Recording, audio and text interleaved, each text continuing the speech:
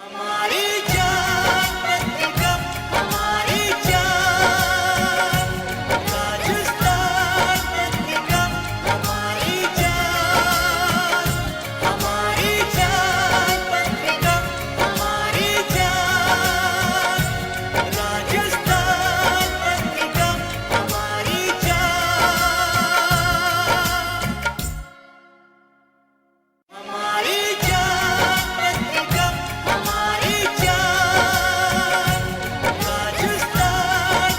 पत्रिका, हमारी जान पत्रिका, हमारी जान राजस्थान पत्रिका, हमारी जान हमारी जान पत्रिका, हमारी जान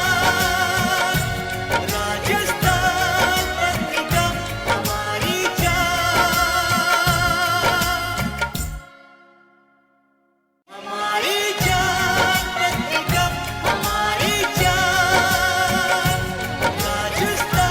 पत्रिका, हमारी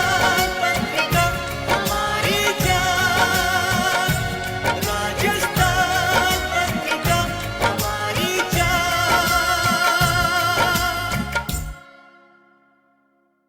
हमारी जान पत्रिका, हमारी जान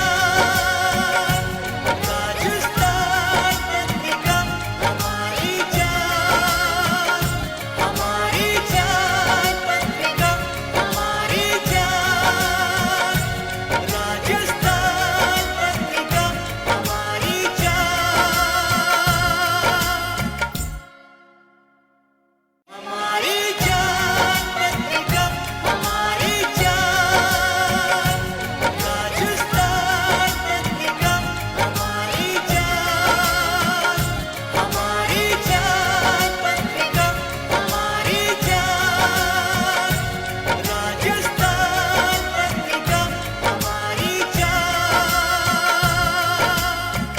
मैं प्रहलाद सिंह पटेल जी की बात कर रहा हूं। स्वागत है प्रहलाद जी आपका पत्रिका कीनोट सैलून में। हम आपको बता दें कि इसमें हम प्रहलाद जी से पूरे जो इंडस्ट्री, टूरिज्म इंडस्ट्री को लेकर के जिस तरह का अभी जो माहौल है उस पर बात करेंगे। हमारे साथ हमारे वरिष्ठ सहयोगी गिरिराज शर्मा जी भी हमारे साथ जुड़ेंगे इस पूरे कन्वर्सेशन में, और वो भी कुछ सवाल करेंगे। तो इसमें हम सवाल की शुरुआत करें उससे पहले हम एक ही चीज समझना चाहते हैं कि आखिर अभी जो माहौल है, जो देश में स्थितियां बनी हुई हैं लॉकडाउन की वजह से, पूरी इंडस्ट्री, टूरिज्म इंडस्ट्री कहीं ना कहीं मुश्किल के हालात से गुजर रही है। सरकार उसको किस तरह से देख रही है? मुझे लगता है कि हम इसको टुकड़ों में नहीं देख सकते, पूरी दुनिया संकट में है। टूरिज्म मिनिस्ट्री का जहां तक सवाल है, सरकार और टूरिज्म मंत्रालय, पर्यटन मंत्रालय दोनों स्पष्ट है। हम खुली आंख से देख रहे हैं, परिस्थितियों को समझ रहे हैं। मैं जिम्मेदारी के साथ कहूंगा कि टूरिज्म, जो पर्यटन मंत्रालय के स्टेक होल्डर्स हैं, उनने सबसे पहले अपना कारोबार बंद किया और शायद सबसे बाद में ही हम शुरू कर पाएंगे, क्योंकि स्टेक होल्डर इसमें पर्यटक भी है, स्टेक होल्डर होटलियर भी है, टूर एंड ट्रेवल्स वाला है। जहां तक सवाल, हम जब कम्युनिकेशन की बात करते हैं तो कम्युनिकेशन के पॉइंट्स होते हैं। अगर वो उनमें से कोई भी संक्रमित है तो आप मानकर चलिए कि बाहर कनेक्टिविटी नहीं हो सकती है, और इसलिए ये अनेक सवाल हैं, इसमें कोई दो मत नहीं।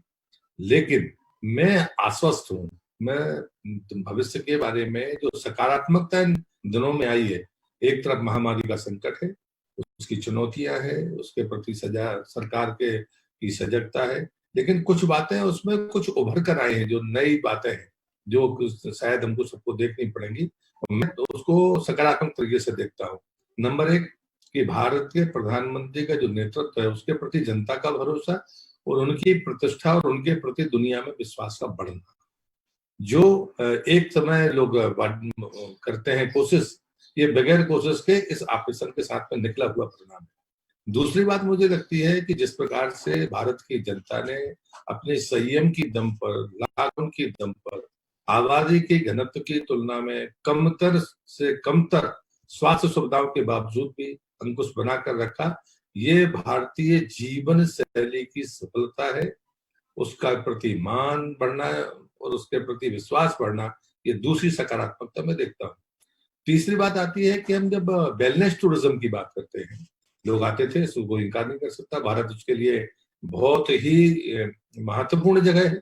लेकिन इस दौरान हमारी जो परंपरागत भारतीय चिकित्सा पद्धति है उसके प्रति जो लोगों का मान बढ़ा है, जो साख बढ़ी, और उसका एक अच्छा उदाहरण ये है कि देश के भीतर जो विदेशी पर्यटक फंसे थे, अमेरिका जैसे समृद्ध देश के लोगों में से 800 में से 10 लोगों ने वापस जाने की जाहिर की थी, बाकी सारे लोग यहीं पर है।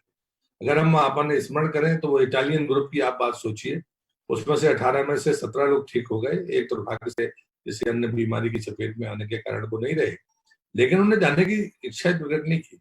ये हमारी चिकित्सा पद्धति, हमारी जीवन शैली, हमारे नेतृत्व के प्रति जो सकारात्मक भाव है, ये मुझे संभावना देता है। देखिए, आपदा है, महामारी का संकट है, सामान्य परिस्थितियां बनने के बावजूद ही ये सब शुरू होगा। लेकिन आज जब मैं आपसे बात कर रहा हूं, केदारनाथ जी के कपाट खुले हैं, आज खोल दिए गए हैं। 10-15 दिन बाद बद्रीनाथ जी के कपाट खुलेंगे। हम अगर डोमेस्टिक टूरिज्म की बात करें तो हमारे डोमेस्टिक टूरिज्म का अगर कोई सबसे बड़ा बेल्ट है तो यही हमारे चारों धाम है। नॉर्थ ईस्ट इस पूरी परिस्थिति में एक सेफ जोन के रूप में उभर कर सामने आया है। अगर हम जलवायु की बात करें तो हमारे यहाँ गर्मी है, लेकिन वहाँ हल्की वर्षा शुरू हो गई है। अगर हम डोमेस्टिक टूरिज्म की संभावनाओं को देखते हैं तो मैं इनको एक बेहतर स्थान के रूप में देखता हूँ। जी बिल्कुल सही बात आपने कही कि हम डोमेस्टिक टूरिज्म की तरफ बढ़ने की हमें जरूरत है। लेकिन एक अगर मैं बात करूं कि जो अगर मैं आंकड़े जो आ रहे हैं, केपीएमजी ने भी अपनी रिपोर्ट दी है, उसने कहा है कि जो पूरा इतना बड़ा कारोबार है, हम करीब 13% की हिस्सेदारी है उसकी इस बात के लिए कि देश में रोजगार देने में, तो वो सारे लोग अभी कहीं ना कहीं बेरोजगार हैं। होटल इंडस्ट्री पूरी तरह से लॉकडाउन के कारण बंद है। तो अब जब ये शुरू होगी, जो आप बात कर रहे थे कि सबसे पहले बंद हुए और सबसे बाद में शुरू हो पाएंगे, तो इनको शुरू होने तक कैसे ये सर्वाइवलिटी का जो संकट है, भाई मार्च से लॉकडाउन हुए हैं और कब ये खुलेंगे ये अभी कोई नहीं जानता है, तो इस बीच का ये टेन्योर कैसे क्रॉस करेंगे, इसको लेके क्या कोई रणनीति या पॉलिसी पे बात हो रही है? नहीं, सरकार ने, उसमें आरबीआई ने और वित्त मंत्रालय ने, दोनों ने अपनी योजनाएं बाकायदा घोषित की है। 3 महीने के लिए, 3 महीने के लिए। इंडस्ट्री की मांग अलग अलग राज्यों में अलग अलग किस्म से है, यूनिवर्सल नहीं है। कोई 1 साल कह रहा है, कोई 6 महीने कह रहा है। सरकार ने 3 महीने तक की छूट आरबीआई ने भी दी है और सरकार ने भी दी है। तो मुझे लगता है उनके आर्थिक संकटों को, किसी ने लोन ले रखा है, किसी को किस्त पटानी है, फिर एस्टेब्लिशमेंट का खर्चा है। लेकिन जैसे बहुत सारे होटल्स को हमने डॉक्टर्स को रुकने के लिए लिया, तो मुझे लगता है कि एक चीज अगर हम दूसरा पक्ष में इसमें जो सकारात्मक देखता हूँ, मैंने जो हिमालयन स्टेट्स के मिनिस्टर्स से बात की है, उन्हें बड़ी अच्छी बात कही कि हमने अपने स्टाफ को, होटल के स्टाफ को कोरोना की ट्रेनिंग देकर हम फ्री हो गए हैं। क्योंकि हमको लग रहा था कि यदि कोई परिस्थिति हमारे पास तो बहुत बड़े अस्पताल और बेड्स है नहीं, तो हमने होटल्स को इस बात के लिए तैयार कर लिया। ये भविष्य की सबसे बड़ी जरूरत होगी, ये बात आप तय मानकर चलिए कि अब कोई भी होटल में घुसने के पहले, जैसे एक समय कभी बंबई ब्लास्ट के पहले कभी भी स्कैनर नहीं लगते थे होटल के बाहर, लेकिन उसके बाद में पूरे देश में स्कैनर लगे। आज मुझे लगता है कि हमें ये तय करना पड़ेगा कि अगर वेलनेस टूरिज्म की बात आती है, लोग बड़ी संख्या में आएंगे तो अस्पतालों में तो नहीं है, या जो हमारे प्राकृतिक चिकित्सा केंद्र है वहां पर बेड्स नहीं होंगे, लोग रहना पसंद करेंगे शायद होटल में, और अब वो इलाज कराना या जो भी वो करने जाएंगे वहां। ऐसी स्थिति में हमको इन ट्रेनिंग से भी गुजरना पड़ेगा। इन कठिनाइयों के बारे में लगातार स्टेक होल्डर से बात हो रही है। मेरी स्वयं की 2 बैठकें उनके साथ में हुई है और हमने उसका एक बाकायदा टास्क फोर्स बनाया है। खुशी इस बात की है कि इतने बड़े आर्थिक नुकसान के बावजूद भी उनका सोच सकारात्मक है और वो मान रहे हैं कि नहीं, सरकार हमारी तरफ ध्यान दे रही है। लेकिन अगर ये 17 लाख करोड़ का कारोबार है सालाना, इसका कहीं ना कहीं एक जीडीपी पे इम्पैक्ट आएगा। भाई ये बात ठीक है कि पूरा ओवरऑल की बात की जाए तो नुकसान तो बड़ा है देश या दुनिया में सब जगह। लेकिन हम अगर अभी सिर्फ टूरिज्म की बात करें, क्योंकि कहीं ना कहीं जो पैकेज या चीजें अनाउंस हुई हैं वो ओवरऑल में अनाउंस हुई है। टूरिज्म इंडस्ट्री, लगातार आपके अधिकारी भी बात कर रहे हैं, पिछले 2 मीटिंगों में उन्होंने मुलाकात भी की है, आप भी बात कर रहे हो, तो वही कि उनकी डिमांड किस तरह की आ रही है और किस तरह की सरकार रियायतों के बारे में सोच रही है। कल आपने नई पॉलिसी के साथ बात चल रही है कि नई पॉलिसी को लेकर आपने बैठक भी की है कि नई टूरिज्म पॉलिसी आनी चाहिए सरकार की। देखिए, मुझे लगता है ये उपयुक्त समय नहीं है। उन्होंने जो डिमांड्स की हैं उसको मैंने कहा ना कि वित्त मंत्रालय ने भी एड्रेस किया है। उनकी जो मूल डिमांड थी कि भाई अगर हमने लोन दिया है तो हमारी किस्त कैसे पटेगी, तो हमको ये इसमें रिबेट चाहिए, पर हम पर टैक्सेशन की बातें हैं तो वो हमको मिलनी चाहिए। अभी 3 महीने का सरकार ने ऐलान किया है, कुछ राज्य कहते हैं कि हमें 6 महीने मिलना चाहिए, कोई कहता है हमें साल भर मिलना चाहिए। ये ऐसे इश्यूज हैं जो लगातार चर्चा में रहेंगे और उसके बाद में चीजें सेटल होती जाएंगी। उनको हाँ और ना में जवाब देना मुझे लगता है कि आज का समय उपयुक्त नहीं है। और जो बातें मैं आपसे कर रहा हूँ, मैं टूरिज्म मिनिस्ट्री को लेकर ओवरऑल इंडस्ट्री के रूप में नहीं कर रहा हूँ, मैं सिर्फ और सिर्फ अपने ही स्टेक होल्डर की बात कर रहा हूँ।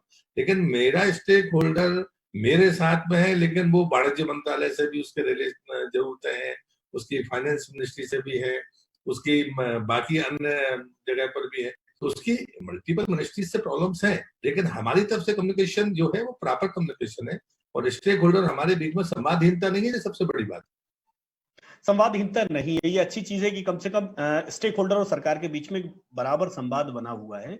एक फिर भी एक लोगों के दिमाग में होता है कि जैसे एक सीधा सवाल ये था कि आज 4 धाम के पट खुलना शुरू हो गए, केदारनाथ के पट खुल गए, लेकिन दर्शन करने को कब मिलेंगे? तो इसको लेकर के क्या रणनीति है कि कब तक दर्शन करना आम आदमी शुरू, आम पर्यटक पहुंच पाएगा वहां तक? आज तो मैं सिर्फ केदारनाथ जी से, देवादिदेव भगवान महादेव से प्रार्थना करूंगा कि कोरोना के इस फेज से हम निकले तो जल्दी दर्शन करेंगे, बस जवाब यही हो सकता है। मुझे लगता है कि इस पर अटकलें लगाई भी नहीं जानी चाहिए। मैं बल्कि विनती करूंगा आपके माध्यम से कि अभी भी चाहे हमारी राज्य सरकार हो, चाहे हमारे जिले के अधिकारी हो, चाहे हमारा सरकार के नियम, जो फैसला करें, हमें आज भी उतने ही शालीनता और संयम के साथ अक्षरशः उसका पालन करना चाहिए, क्योंकि परिस्थितियां राज्यों में अलग अलग है। एक तरफ मैं जो सकारात्मकता की बात कर रहा हूँ, मैं उसको भगवान का ही आभार व्यक्त करूंगा कि वो स्थान सुरक्षित है। लेकिन हम ये अच्छी तरह से जानते हैं कि अब जैसे राजस्थान है, अब राजस्थान तो टूरिस्ट के लिए बड़ा रुचिकर प्रदेश रहा है, लेकिन जो परिस्थिति है वो सब पता है, सबको पता है। और इसलिए मुझे लगता है कि इसको टुकड़ों में हम विचार नहीं कर सकते, बल्कि हम ये जरूर ध्यान में रखें, इस फेज के निकले बगैर टूरिज्म पर चर्चा करना मुझे लगता बेईमानी होगी। बिल्कुल सही बात है, इस फेज से निकले बगैर। लेकिन एक बड़ी दिक्कत ये है कि पूरा देश जो लॉकडाउन है, वो हर आदमी ये सोच रहा है कि जिस दिन लॉकडाउन खुलेगा उसके बाद सबके अपने अपने प्लान बन रहे हैं कि टूरिज्म कंपनियां भी ऑफर कर रही हैं कि आप अपनी चीजें प्री बुक करके चलिए, आप हमें सजेस्ट करिए कि आप कहाँ जाना चाहते हैं। तो कहीं ना कहीं सबके मन में एक ये तो है ही कि वो जो लॉकडाउन में है वो कब निकले। जैसे अगर मैं कहूँ कि इंडस्ट्री के जो अपने एनालिसिस आ रहे हैं, वो ये कह रहे हैं कि टूरिज्म इंडस्ट्री जो डोमेस्टिक है वो खड़े होते होते जनवरी 2021 से पहले इसमें एक शुरुआत नहीं हो पाएगी उस तरह से। तो जो ये आशंकाएं हैं कि टूरिज्म इंडस्ट्री के लिए, जो खासकर डोमेस्टिक, इंटरनेशनल का तो अभी कोई टाइम लिमिट ही नहीं बन रहा है कि कब हम वापस कर पाएंगे, लेकिन डोमेस्टिक भी अगर खड़े होते होते 2021 तक जाएगी, तो बीच में जो ब्रीदिंग स्पेस है वो उनको कैसे मिलेगा? मुझे लगता है कि जो लोग ये अनुमान लगा रहे हैं, या तो वो जल्दबाजी कर रहे हैं। मुझे लगता है कि मैं आपके प्रश्न से सहमत हूँ, आपने प्रश्न बहुत जोरदार किया है, और जो हम लोग बैठे थे वो उसी बात के लिए बैठे थे कि जो सेफ जोन्स हैं उनके रोड हम अपने उस पर डाल सकते हैं क्या, इवन टूरिज्म मिनिस्ट्री और हमारे स्टेक होल्डर्स से मिलकर।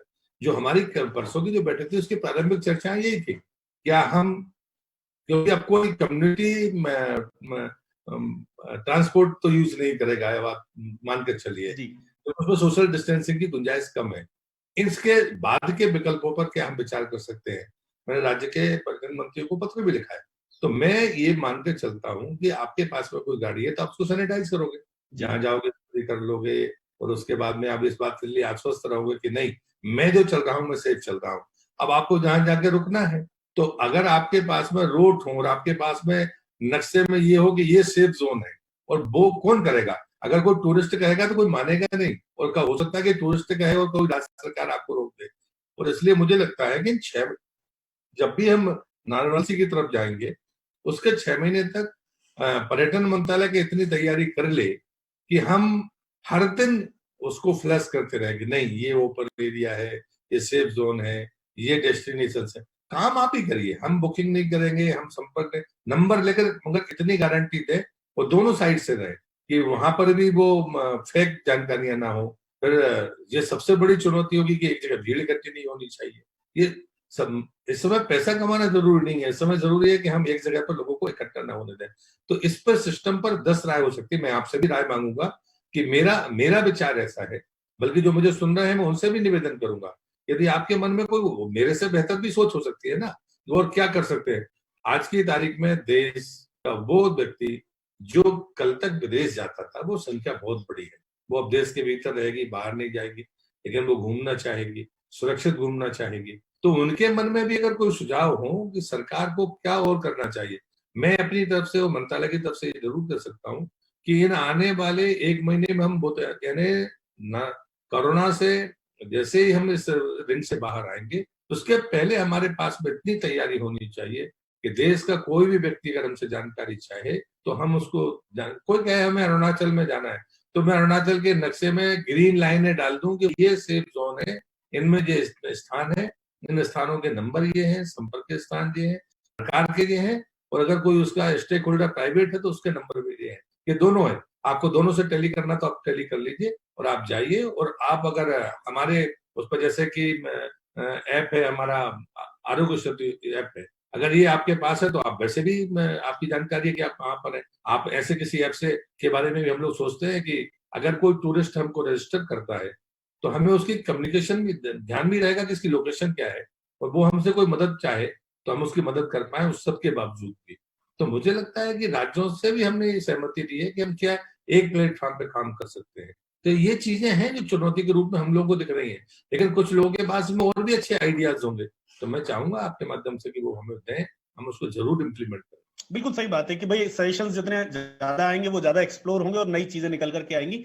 एक जो पोस्ट कोविड एरा जो हम लोग अभी एक प्री कोविड एरा था, हम ये मान के चल रहे हैं कि एक पूरी लाइफस्टाइल में चेंज दिखाई देगा हर किसी के प्री और पोस्ट कोविड एरा में।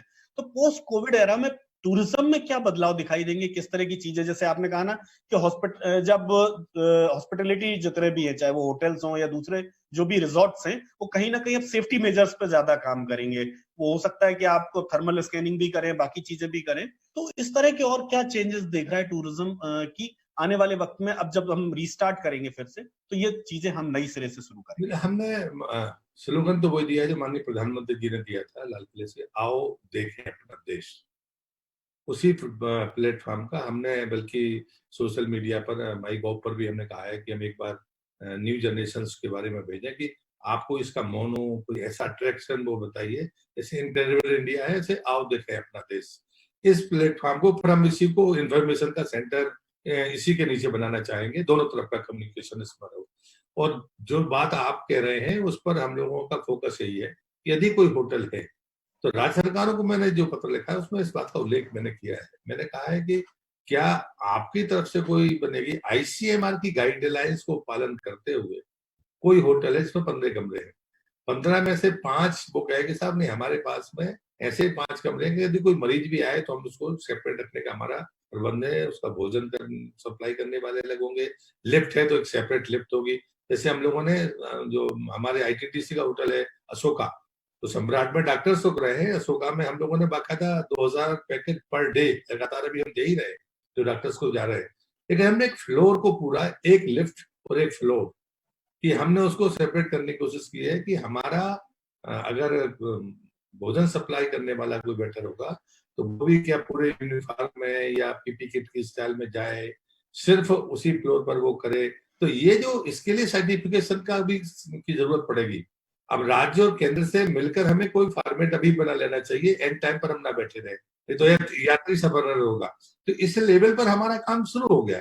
इसमें भी अगर किसी का कोई सुझाव है तो उसे जरूर देना चाहिए। एक आपने हेल्पलाइन शुरू की कि विदेशी पर्यटक जो देश में फंसे हुए हैं उनको जिस तरह की दिक्कतें आ रही है आप एम्बेसी के साथ उनके साथ कोऑर्डिनेट कर रहे हैं, लेकिन क्या हमने ये आंकड़ा भी जुटाने की कोशिश की है कि विदेशों में जो हमारे यहाँ से पर्यटक गए थे, फ्लाइंग पूरी बंद होने के बाद क्या वहां कितने फंसे हुए हैं और उन्होंने किस तरह से वापस आने के लिए प्रयास किए और सरकार उसके लिए क्या कर रही है? विदेश मंत्रालय के पास पूरा डेटा है, क्योंकि ये फैसला उच्च स्तरीय फैसला ही होना है कि हमें किस देश से लोगों को लाना है या किस देश को वापस भेजना है। पर डेटा 100% है, कम्युनिकेशन में है, लोग लगातार उनसे बात भी करते हैं कि आपको धीरज रखनी होगी, आपको इतने दिन बाद हम यहाँ से निकालेंगे। एक फेज था 24 के बाद में, फिर कोई एंट्री हमने ली नहीं है कि हम वहां से सामान के अलावा कोई देश में वापस नहीं आया है।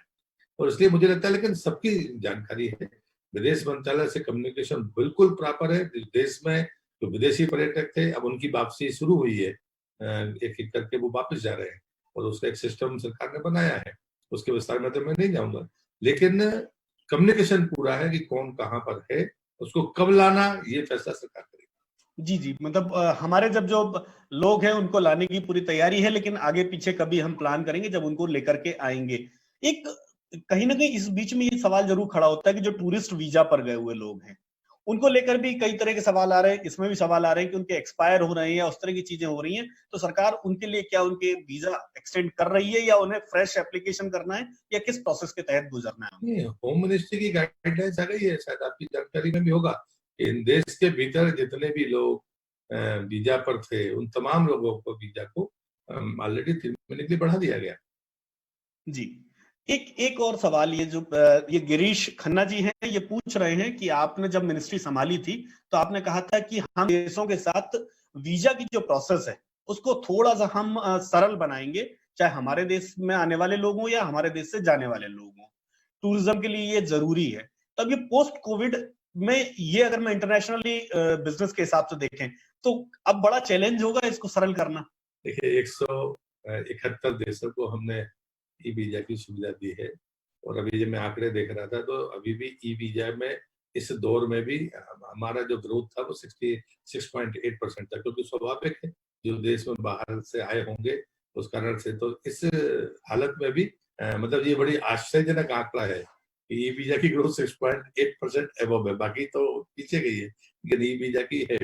तो जो मित्र हमारे पूछ रहे हैं मैं उनसे एक बड़ी विनम्रता के साथ कहूंगा कि आप भी भारत के नागरिक है। स्वाभाविक है कि पहले चीन हमारे, जैसे उदाहरण के लिए चीन हमारा फोकस एरिया था, हम सोचते थे कि चीन से लोग ज्यादा आएंगे तो हमारा जो टूरिस्ट की संख्या है वो बढ़ जाएगी। लेकिन अब चीन का आदमी आएगा तो आप स्वीकार करेंगे या नहीं करेंगे, ये अभी मुझे लगता है कि जल्दबाजी होगी। लेकिन हाँ, गुणदोष के आधार पर ई वीजा की सुविधा है, ई वीजा की सुविधा रहेगी, हम किसी को तकलीफ नहीं देंगे। लेकिन भारत सरकार इस बात का फैसला करेगी कि किस देश के पर्यटकों को हमें यहाँ पर सुविधाजनक तरीके से आने देना है। उसके बारे में हमारे रिजर्वेशन स्वाभाविक है कि होंगे, और हमारे क्या होंगे, दुनिया के तमाम देशों के होंगे। तो ऐसी स्थिति में एक बार आज की तारीख में इस पर मैं कोई जवाब नहीं दूंगा। लेकिन हाँ, जो विदेशी पर्यटक है वो पहले भी हमारा अतिथि था, आज भी अतिथि है, हमारा बर्ताव उसके प्रति भगवान की तरह होगा। और आप विश्वास करिए कि हम वो देश के लोग हैं कि प्रधानमंत्री जी ने वसुधैव कुटुंबकम का जो मंत्र था उसको साकार किया है। हमारी क्षमता नहीं थी कि हम दूसरे लोगों को दवाइयां पहुंचाएं, लेकिन लोगों ने मांगा और इस देश ने दिया। ये हमारी भारतीय संस्कृति का संबल था, और उसके करने का शायद प्रभु हमको फायदा दे रहा है कि हमारी दुनिया में सबसे बेहतर लोगों में है। हमारी स्वास्थ्य सुविधाएं पर्याप्त हैं, ये तो कोई कह नहीं रहा, लेकिन यहाँ के लोगों का जो दिल है, जो उनका संयम है, जो उनका संकल्प है, ये बड़ा है। और मुझे लगता है कि जो हमारे मित्र सवाल पूछ रहे हैं वो मेरी बात को समझ रहे होंगे। आप मानकर चलिए हम किसी अतिथि को अतिथि के तौर पर स्वीकार करेंगे, लेकिन देश की कीमत पर। जी बिल्कुल सही बात है, देश की कीमत पर स्वीकार करेंगे। एक मुझे लगता है कि इसको अगर मैं अपॉर्चुनिटी के तौर पर बात करूं, जैसे पूरी टूरिज्म इंडस्ट्री कह रही है कि भाई इंटरनेशनल टूरिज्म तो अब ये मान के चलिए कि सिर्फ वही जाएंगे, या तो स्टूडेंट्स जाएंगे जो बाहर पढ़ रहे हैं या फिर वो जाएंगे जो वहां काम करने जा रहे हैं। इसके अलावा भी टूरिज्म इंटरनेशनली दोनों तरफ से बंद होगा। तो जो टूरिस्ट जो पैसा विदेशों में लेके इंडियन टूरिस्ट जा रहा था उसको कहीं ना कहीं डोमेस्टिक में यूज कराने के लिए सरकार किस तरह से उनको, जैसे एक बात आपने कही कि हम वो एरिया चिन्हित करेंगे कि ये आपके लिए ग्रीन एरिया है, पूरा आप जा सकते हैं। दूसरे ऐसे क्या तैयारी है जिससे कि जो हमारा डोमेस्टिक टूरिज्म है वो वापस एक तरफ खड़ा हो और उसका फायदा टूरिज्म इंडस्ट्री? मुझे लगता है कि मैं आपसे भी एक निवेदन करूंगा। मैंने भी कुछ आंकड़े अभी मंगाए हैं, इसलिए आज मैं उनको आपके सामने उनको बात नहीं कहूंगा। हमने ये देखा कि जो विदेश जाने वाला भारतीय है वो संख्या बहुत बड़ी है। यदि आपके इन दो हिस्सों को छोड़ भी दे तो घूमने वालों की संख्या बहुत बड़ी संख्या है जी। और ये इनके रुचि के विषय, ये किस राज्य के हैं, किस एयरपोर्ट से कहाँ देशों में गए हैं, ये आंकड़ा अभी आना बाकी है। मुझे लगता है कि हम उनको ये ऑफर करेंगे कि जो चीज आप वहां देखने जाते थे वो नॉर्थ ईस्ट में है। उदाहरण के लिए मैं जरूरी नहीं मानता, मुझे पता नहीं कि वो क्या जानते हैं, लेकिन हम उस पर भी काम कर रहे हैं। और मुझे लगता है कि देश के मीडिया को भी इस पर काम करना चाहिए कि जो लोग विदेश जा रहे थे, आखिर प्रधानमंत्री जी ने जब कहा था कि देखो अपना देश, उसके पीछे लॉजिक यही था कि आप जो चीज बाहर देखने जा रहे हैं वो देश में है, लेकिन आप कभी नॉर्थ ईस्ट गए नहीं। और आज की परिस्थिति में तो नॉर्थ ईस्ट सेफ जोन बन के निकला है। तो हम उनको वो चीजें पहले बताएंगे कि जो चीजें आप घूम कर आए हैं वो हमारे पास यहाँ उससे बेहतर है। तो मुझे लगता है कि ये रास्ता निकलेगा, और जो चीजें उसके बीच के कम्युनिकेट करने की है या लिंक करने की है, उसके बारे में आपसे कह चुका हूँ कि उस पर हम कोशिश कर रहे हैं। और मैं देश के लोगों से और आप जैसे मूर्धन लोगों से जो लगातार संपर्क में रहते हैं, मैं चाहूंगा कि आप अपने सुझाव बिल्कुल बेहिचक दीजिए। सरकार खुले मन से इन बातों को स्वीकार करेगी। बिल्कुल सही बात है सुझाव, लेकिन एक जो आप कह रहे हैं ना कि ये चीज वहां जो एंड यूजर है, जो मतलब टूरिस्ट है, वहां तक पहुंचाना सबसे बड़ी चुनौती है कि उन तक वो मैसेज पहुंचे। और दूसरा, किस तरह से उनको मैं जिसको कहें कि टूरिज्म सर्किट, जो एक अपने देश में एक सिस्टम हमेशा रहा कि आप अगर यहाँ जा रहे हैं तो यहाँ से ये पूरा सर्किट पूरा करके आइए, आप 5 दिन में 7 दिन में इतना घूम लेंगे। तो क्या इस तरह के भी प्लान करके सरकार देगी? वो तैयारी है, वो मैंने आपको पहले ही कहा कि वो तैयारी में ही हम जुटे कि जैसे नॉर्मलसी के पहले तक हमें इन कार्रवाइयों को पूरा करना, हमें ये इवन विज्ञापन के जो हमें चीजें दिखानी भी है, सोशल मीडिया से डालनी है, जो भी, या हमें आपके उस पर आकर कहना है, तो हम बाकायदा आपको नक्शा उपलब्ध कराएंगे, हम आपको साइट्स उपलब्ध कराएंगे कि ये है, आप पहले चेक कर लीजिए, कमी बेसी है तो आप भी लिखिए इस पर। तो मुझे लगता है, और एक बात तो इस देश ने साबित कर दी है कि गरीब से गरीब आदमी को भी अनाज पहुंचाने में जिस प्रकार से कम्युनिकेशन या भारत सरकार के कोई भी दिशा निर्देश जिला स्तर से लेकर केंद्र तक के आम आदमी तक पहुंच गए हैं, इसका मतलब हमारा कम्युनिकेशन सिस्टम तो ठीक है। कम्युनिकेशन सिस्टम तो बिल्कुल ठीक है। एक इसके जो कोविड, टूरिज्म, और तीसरा आपका आ जाता है संस्कृति। तो कहीं ना कहीं इसका जो एक मेल, मैं कहूं कि आफ्टर कोविड अगर लोगों की लाइफस्टाइल बदलेगी तो उसका हम कल्चरल बिहेवियर पे क्या फर्क पड़ेगा। जैसे आज हम अगर बात करें तो आज हम वापस ये कह रहे हैं कि लोग अपनी इम्यूनिटी सिस्टम को मजबूत करें, और लगातार लोग आयुर्वेद और जो गवर्नमेंट ऑफ इंडिया के आयुष मंत्रालय की एडवाइजरी उसको फॉलो भी कर रहे हैं। तो मुझे लगता है कि अब कहीं ना कहीं आपके पास एक अपॉर्चुनिटी है कि आप लोगों को वापस बैक टू बेसिक्स पर ले जाने की कोशिश कर रहे हैं। मुझे लगता है कि मेरे जैसे लोग तो खुश हैं। मैंने तो आपको पहले ही कहा कि हमारी भारतीय जीवन शैली उसने दुनिया में धाक जमाई है। तो जो बीच में एक वर्ग था, थोड़े से कड़े शब्द बोल रहा हूं, हमारी मान्यताओं को चुनौती देने का दुस्साहस किसी ने नहीं किया, हमारी मंत्र शक्ति का, हमारी जीवन शैली का, लेकिन उसके मूल्य घटाने के षड्यंत्र जरूर इस देश में होते रहे, उनको जवाब मिला है। हम तो अपनी जगह पर ठीक है, सरकार जो कह रही है वो ठीक है, आप जो कह रहे हो मुझे आपके बारे में भी जानता हूँ, आप अपनी जगह पर ठीक है। और इसलिए मैं पत्रिका को धन्यवाद दूंगा कि देखिए, हम लौट कर नहीं आ रहे हैं, हम तो अपनी जगह पर ठीक थे। जिनने हमको हमारी मूल्य, अरे मत किसी के 100 दाए में जाने के बाद नहाने की क्या जरूरत है, ये जो कहने वाले लोग थे जिनने हमारे मूल्य को कम करने की कोशिश की, जवाब उनको है। अरे घर के बाहर जूता उतारने का क्या मतलब है, ये तो बहुत बेकार वाहियात तरीका। अरे जूता क्यों उतारना है, अंदर बैठना है जूता पहनकर। अब आप डॉक्टर कह रहा है कि सबसे पहले इसी से ही संक्रमण होता है, अब वो ठीक है। मतलब बहुत छोटी छोटी चीजें, नमस्ते तो खैर और पहले ही शुरू हो गया था, हमने शुरू नहीं किया, देश से बाहर से शुरू हुआ था। तो मुझे लगता है बहुत छोटी चीजें हैं, लेकिन भारतीय संस्कृति का कोई भी तत्व विज्ञान से बहुत ऊपर है। बस ये है कि हमने हर चीज को धर्म के मार्ग से लोगों को बताने की कोशिश की थी, और लोगों ने शायद उसका मजाक उड़ाने की कोशिश की है, लेकिन हमारी बातों को कभी चुनौती नहीं दी गई। हम रोग के निदान की बात तो बाद में करते हैं, हम तो रोगी ना हो इसकी चिंता पहले करते हैं। और इसलिए मुझे लगता है चाहे योग हो, इसलिए मैंने आपसे कहा ना कि वेलनेस टूरिज्म भारत की धरती पर इतनी तेजी के साथ वापस आएगा कि शायद ये जो जिन घाटों की बात, आर्थिक घाटे की बात की जा रही है, देखिए 4-6 महीने जो नुकसान होना है उसको तो कोई रोक नहीं सकता, ये तो सब जानते हैं, दुनिया जानती है। लेकिन भरपाई की स्पीड उससे कितनी गुनी होगी, मुझे लगता है कि इसका आकलन लोग कर नहीं पाएंगे। बिल्कुल सही बात है कि वो आकलन अभी सोच ही नहीं रहे हैं कि जिस तरह से कल अमूल के एमडी हमसे ये कह रहे थे कि लोग भले ही अभी डरे हुए हैं अगले 4 महीने 6 महीने के लिए, लेकिन 6 महीने बाद ये हिंदुस्तान है, ये वापस निकलेगा और वापस खड़ा होगा और पूरी ताकत के साथ खड़ा होगा। तो मंदी जैसी बातें बोले हिंदुस्तान में नहीं चलती है 4-6 महीने की केवल बातें। मुझे लगता है वही चीज आप भी कह रहे हैं कि कहीं ना कहीं हम उसी तरफ जा रहे हैं, उसी दिशा में जा रहे हैं कि 4-6 महीने का एक फेज है, उसके बाद हम निकल करके फिर बाहर आएंगे और खड़े होंगे।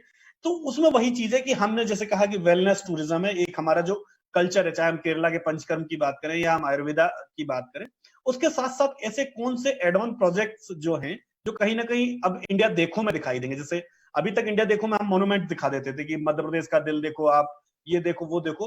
अब वेलनेस प्रोजेक्ट भी आप दिखाओगे कि वेलनेस देखो, और क्या दिखाएंगे आप संस्कृति के साथ और टूरिज्म को मिला? मुझे लगता है कि तिब्बती जो चिकित्सा पद्धति है, जो हमारी पहाड़ी हिमालयन स्टेट्स की है, वो इवन बाबा रामदेव जी का जो अपना हरिद्वार से लेकर इनका जो तरीका है वो है।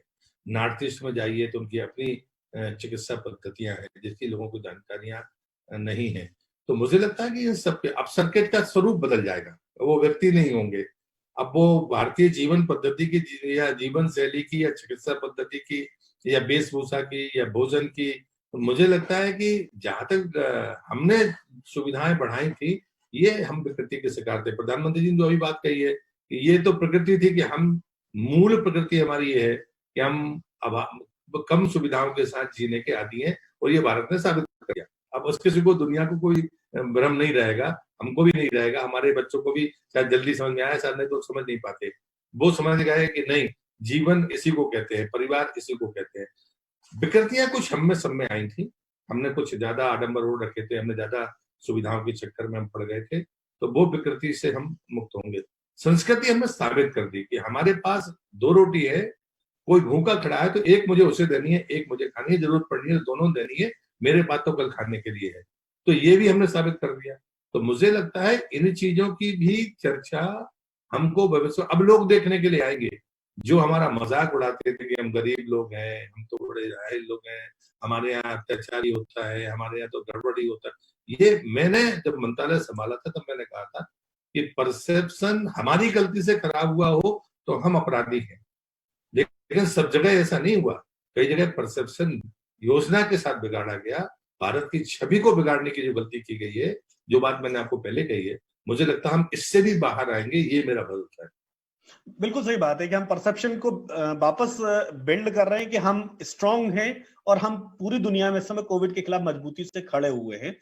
इन सब चीजों में एक बार बार वही बात घूम करके फिर आ जाती है। जैसे मैं अगर उत्तराखंड की बात करूं, चार धाम यात्रा पूरे आधे उत्तराखंड का एक फाइनेंशियल बजट तय कर देती है।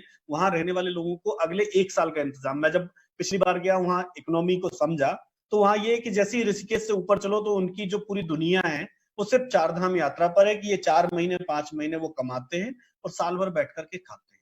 तो कहीं ना कहीं उन लोगों के लिए एक बड़ा मुश्किल का वक्त होगा। और उसके लिए कैसे, चाहे वो टूरिस्ट के साथ साथ, कोई टूरिस्ट नहीं जा पाएगा तो गाइड का क्या होगा, क्योंकि वो रजिस्टर्ड नहीं है कहीं भी। अगर मैं दूसरे लोगों की बात करूं, वो ड्राइवर्स जो गाड़ियां चलाते हैं उनके लिए कोई इंतजाम नहीं है।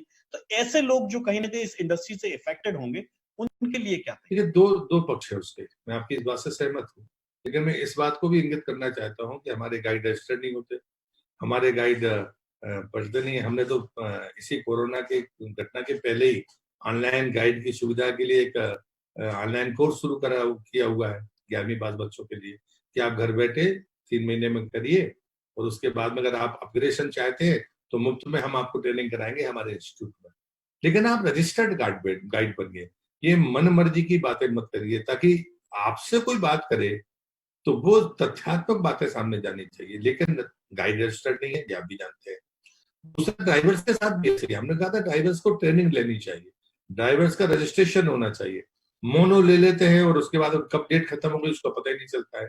तो ये चीजें मैंने शुरू की थी कोरोना के पहले ही, कि इन सबको वाश आउट करके एक नए सिरे से देना। तो हमने वो ऑनलाइन काम अभी जारी रखा है।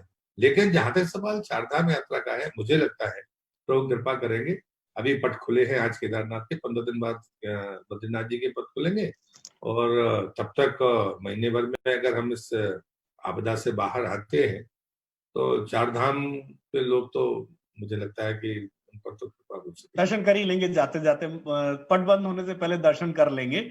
एक वही बात आ रही है जो आपने अभी कही कि जो रजिस्टर्ड गाइड है वो उनकी संख्या बहुत कम है। उसके पीछे एक मुझे जो मेरा व्यक्तिगत सवाल है ये, कि जब मैं जाकर देखता हूँ किसी भी मोन्यूमेंट्स पे, अगर मैं रजिस्टर्ड गाइड को लेता हूँ तो उसके जो दाम होते हैं और जो अनरजिस्टर्ड गाइड है, दोनों के में 50% का अंतर होता है तकरीबन, कि वो महंगा होता है रजिस्टर्ड गाइड और वो बताता है मैं रजिस्टर्ड हूँ इसलिए मैं इतना लूंगा क्योंकि मेरी फीस तय है। दूसरा कहता है नहीं, मैं सब 250 रुपए में चलने को तैयार हूँ, तो मुझे 250 रुपए वाला ज्यादा अच्छा लगता है बजाय मैं 500 रुपए 700 रुपए दूं। तो इसको लेकर भी तो कहीं ना कहीं सोचना पड़ेगा कि रेट भी रीजनेबल लेवल पर आए और उनको काम भी पर्याप्त मिले। मैंने मंत्री जब बना था तो मैंने एक बात कही थी कि धन से ज्यादा जरूरी है धारणा का बदलना पर्यटन के लिए, पैसे से ज्यादा जरूरी है परसेप्शन का बदलना। मुझे लगता है कि मेरी बात से धीरे धीरे लोग सहमत होंगे, और ये जो पैसे का फर्क है ये भी रहेगा नहीं, और तथ्य के साथ, सुरक्षा के साथ हर कोई जाना चाहेगा।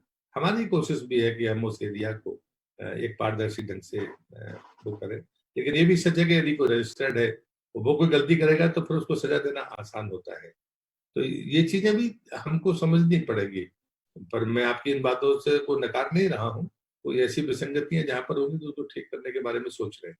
जी, एक एक और अभी एक यूजर पूछ रहे हैं कि कई मॉन्यूमेंट्स पर हम देखते हैं जो एंट्री फीस है वो कई बार हमें इलॉजिकल ज्यादा लगती है कि आपके जो दूसरे टूरिस्ट प्लेस हैं उनके बजाय एंट्री फीस ज्यादा, तो ये जो इसका जो तय करते हैं मानक, वो उसके पीछे ऐसा कौन सा फॉर्मूला होता है जिसकी वजह से एक इक्वेलिटी दिखाई नहीं देती कि भाई इसका हम ये मान के चलते हैं कि ये प्राइस इतना ही होना चाहिए इसका? नहीं, ऐसे कोई स्पेसिफिक अगर मुझे बताएंगे तो मैं दिखवा लूंगा।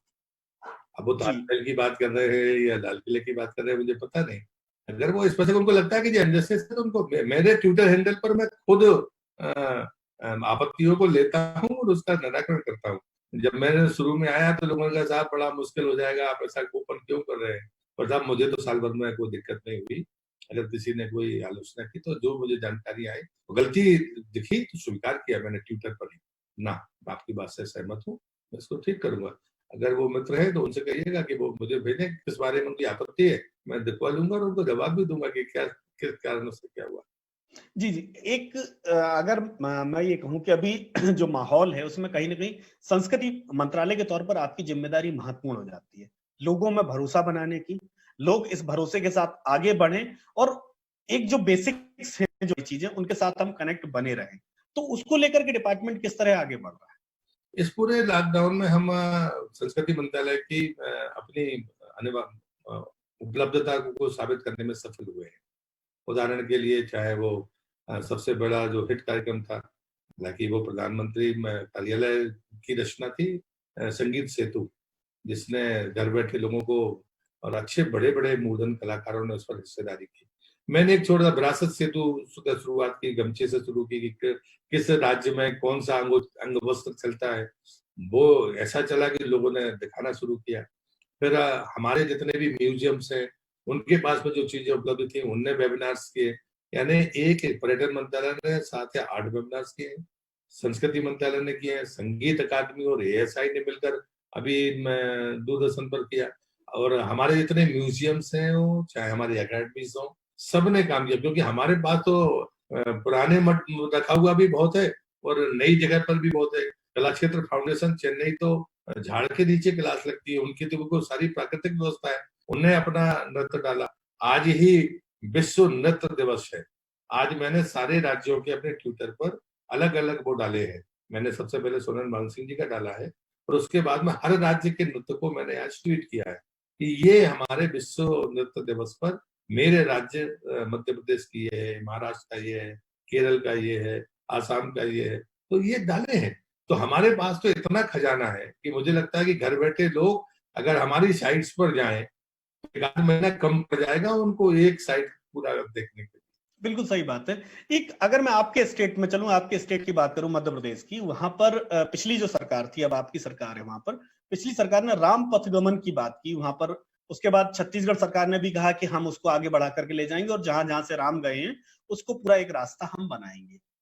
अब इससे पहले की अगर मैं बात करूं, इससे पहले अगर हम जाते हैं, जब जगमोहन जी अटल जी सरकार में पर्यटन मंत्री हुआ करते तो उन्होंने कहा था कि हम बुंदेलखंड सर्किट डेवलप करेंगे जिसमें हम झांसी से लेके ओरछा राम के घर लेकर के आएंगे और राम के घर से हम आपको चित्रकूट घुमाते हुए और वापस लेकर के आएंगे।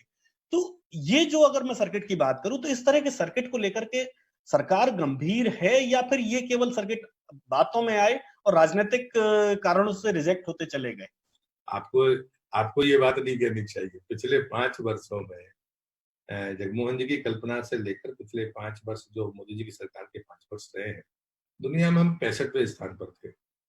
5 साल में हमने वो यात्रा 34वें स्थान पर हम आ गए। अब ये जो 5 वर्ष है उसमें 34 से 1 की तरफ जाने की यात्रा है। ये महामारी है, ये हम जानते हैं। इस सब के बावजूद भी मेरा जैसा व्यक्ति आश्वस्त है कि हम अपने लक्ष्य को प्राप्त करेंगे। मुझे लगता है कि जिन सर्किट्स की आप बात कर रहे हैं वो सर्किट्स काम कर रहे हैं। स्वदेश दर्शन स्कीम के तहत हमने उन कनेक्टिविटी के लिए राज्यों को पैसा दिया है जो लगातार चलता रहा है। फिर एक उसमें प्रसाद योजना है जिसमें हमने प्रमुख स्थानों को, जिसमें मंदिर है भी है, उन सबके जीर्णोद्धार का विश्व स्तरीय उनकी व्यवस्थाएं हम दे पाए, बेहतर से बेहतर कर पाए, ये उसका दूसरा रास्ता है। तीसरा रास्ता है, मुझे भले वो कल्चर मिनिस्ट्री में आता है हमारा पुरातत्व ASI का, तो उसमें 100 मॉन्यूमेंट, आदर्श मॉन्यूमेंट्स हम बना सकते हैं क्या।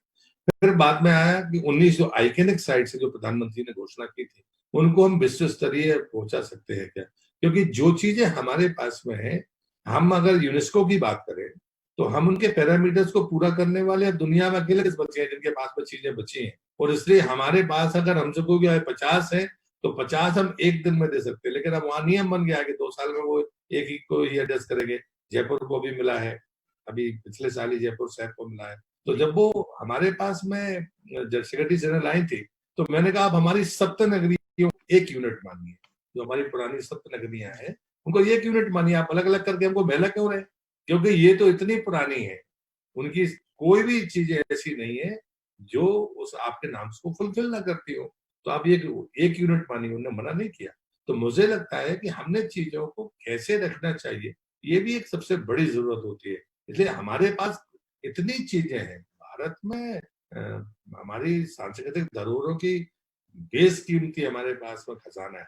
अब हम उसको जो पसंद करें उसको वही दिखाएं, इस पर हम सबको मिलकर काम करना पड़ेगा। बिल्कुल हमको काम करना पड़ेगा। अगर जैसे आपने कहा नॉर्थ ईस्ट का एक पूरा अलग यूजर पैकेज हो सकता है कि भाई लोग जा सकते हैं वहां पर। राजस्थान अपने आप में मतलब किलों का प्रदेश कहा जाता है कि अगर आपको किले देखने हैं, विविधता देखनी है किलों के भीतर, तो आप राजस्थान आइए। तो वहां को लेकर कुछ ऐसा प्लान कर रहे हैं जिसमें कि हम एक ऐसा सर्किट की भाई आप इस तरह की चीज देखना चाहते हैं तो ये वाला सर्किट में जाइए, और इस तरह की चीज देखना चाहते हैं तो इस तरह के सर्किट में आप जाइए। जो सर्किट है वो सर्किट लगभग 12 है, उसमें इको सर्किट भी है, कृष्ण सर्किट है, राम सर्किट है, सूफी सर्किट है, आपका जितने भी हमारे रिजर्व फॉरेस्ट है उनका एक अलग सर्किट है, आपका जैन तीर्थ स्थानों का अलग सर्किट है। तो मुझे लगता है कि सर्किटों की संख्या पर्याप्त है, लेकिन जैसे मैंने आपसे कहा ना कि आपने भी कहा कि अब हमको रचना का स्वरूप तो बदलना पड़ेगा, खाली नाम के पीछे हम पड़े रहेंगे तो नहीं होगा। हम खाली अब राजस्थान पहले खुलेगा या दूसरा राज्य पहले खुलेगा, अभी तो यही चुनौती हमारे सामने है। इसलिए मैं समझता हूँ कि मैं आपके इस प्रश्न का सीधे उत्तर नहीं दे पाऊंगा। जी जी, गिरीश खन्ना जी कह रहे हैं, आपके पड़ोस की बात कर रहे हैं, आपकी पहले पुरानी कॉन्स्टिट्यूंसी भी रही है, खजुराहो पहुंचने का टिकट बहुत महंगा है, उनका ये कहना है कि तो इस तरह का उनका जो सवाल है, मैं उस सवाल को थोड़ा सा एक्सटेंशन दे रहा हूँ कि इस तरह की जो लोकेशन है, ठीक है वहां पर एक वायबिलिटी कम है बाय एयर की, तो टिकट महंगा होगा जेन्युइनली। तो वहां पर ऐसा कोई प्लान है कि इस तरह की जो छोटी छोटी जगह है जहाँ टूरिस्ट का एक अच्छा सेंटर बन सकता है, वहां कोई सब्सिडी प्लान या इस तरह का कुछ प्लान जो सरकार का है क्या?